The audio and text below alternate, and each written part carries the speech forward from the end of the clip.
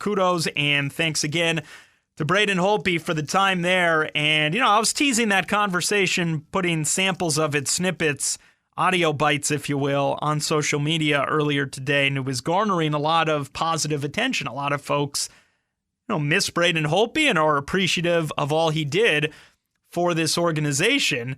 And, you look back at the Capitals core from the last decade, if you look at the 2010s as a whole, there have been players who left town over the years, free agents, guys who grew up in the organization, guys like Mike Green, Carl Alsner, Jay Beagle.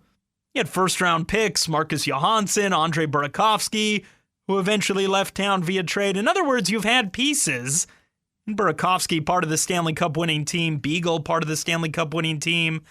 So you've had pieces. You've had players who have moved on and continued their careers elsewhere. It happens all the time in the salary cap era. But I'm not sure that when you look at the core of this team and the pieces, the core pieces from the Ovechkin era, right? You've got Ovechkin, you've got Backstrom, you've got Karlsson, and you had Holtby. And you can make the case that those are really the core four. Now, you've had other pieces around them, pieces who were developed by the team, grew up in the organization, started out maybe with the Hershey Bears, then made a big difference with the NHL club. But in Ovechkin, Backstrom, Karlsson, and Holtby, I'll say that that's the core four. You've got the face of the franchise, the best winger in franchise history in Ovechkin. You've got the best center and setup man in Nick Backstrom. You've got arguably the best defenseman in John Karlsson. He's certainly trending in that direction. And you've got the best goalie. You could have that debate, Braden Holtby, Ole Kolzig.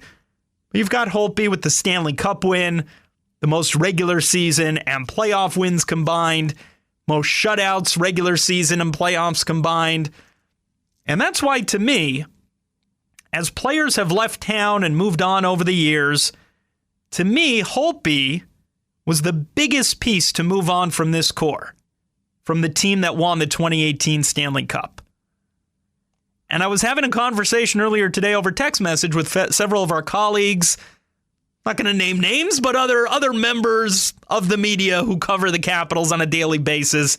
Could probably figure out who some of these folks were. And we were having a good back and forth conversation, albeit over text message, where we were debating, with Sergei Zubov having his jersey retired by Dallas tonight, who down the line might the Capitals celebrate and honor in that manner. And we acknowledge eventually, we do anticipate Peter Bondra, Ole Kolzig will have their numbers raised. But you look at the team in recent years and the core of this team and the key players on the 2018 Stanley Cup championship team, I will say there were some in the conversation who suggested it might not be a stretch to predict that one day Tom Wilson, TJ Oshie, Evgeny Kuznetsov, any one of those three will have their numbers raised to the rafters at Capital One Arena. I said I'm not so sure about those three necessarily, despite all the contributions they've made to the organization. My thought is you've got the core four. You've got Ovechkin, you've got Backstrom, you've got Karlsson, and you've got Holtby. And that's why Holtby leaving the team a couple of years ago, as much as we saw it coming, they gave Backstrom the lengthy extension that year, and the thought was always they weren't going to have the salary cap space to keep both, and you were grooming a goaltender of the future in Ilya Samsonov, and still time to see how that plays out. But there was an understanding in that 1920 campaign that it was probably going to be Holtby's final year with Washington. And it's unfortunate, really, in retrospect, the way it ended in an empty arena in August in Toronto with a first-round exit to the New York Islanders. He didn't necessarily get any type of send-off. I don't know how much of a send-off he would have had the Capitals lost in a postseason series that spring at home in quote-unquote normal times. There was always the possibility he could have come back. But in any case, his tenure with the Capitals ends in the Toronto bubble, and then a couple of months later, he signs on with Vancouver. But for perspective and context here, Holtby's time in Washington, right? It's easy to forget, but he was a 4th-round pick in 2008. A 4th-round pick. He was the 10th goalie taken in that draft. And by the time he moved on from the Capitals in 2020, Holtby had more wins and more shutouts than the 9 goalies who had been taken ahead of him combined.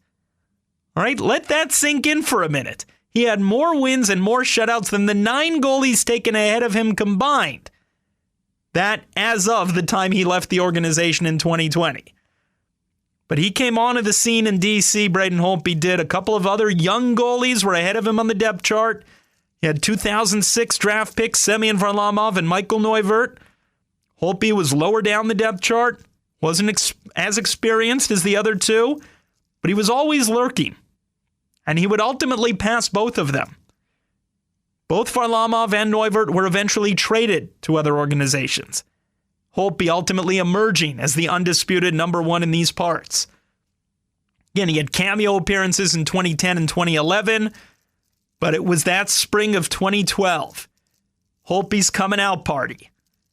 And I'll say that next to the spring of 2018, right, my favorite postseason run was probably the spring of 2012, when a then 22-year-old rookie goalie named Braden Holtby burst onto the scene, took out Tim Thomas and the defending Stanley Cup champion Boston Bruins in round 1, and then went toe-to-toe with King Henrik Lundqvist, and led the Capitals, Holtby did, within a win of reaching the Eastern Conference Final.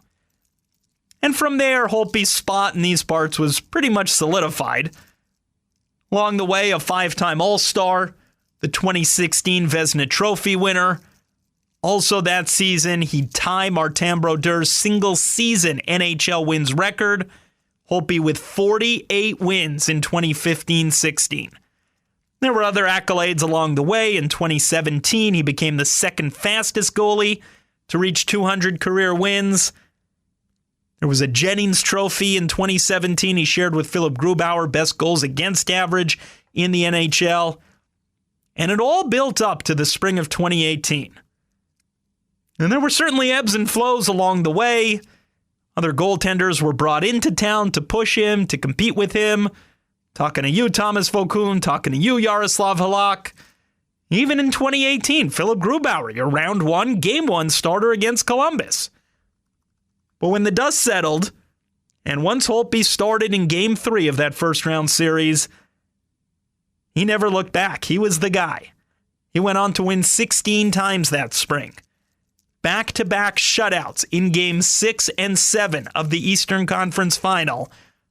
And then a week later, a certain save in Las Vegas late in regulation in Game 2, the save, as it would become known in these parts, and the signature moment of Braden Holtby's Capitals career. Days after that, you know the rest, 4 straight wins, a Stanley Cup triumph, a parade on a sun-splashed afternoon down Constitution Avenue, and memories for a lifetime. And it was among the topics. That's why years later, we talk about it with Braden Holtby. It all built towards that spring of 2018. And with that said, as we continue to look back on Braden Holtby's tenure in Washington, we have now the ultimate Braden Holtby highlight montage.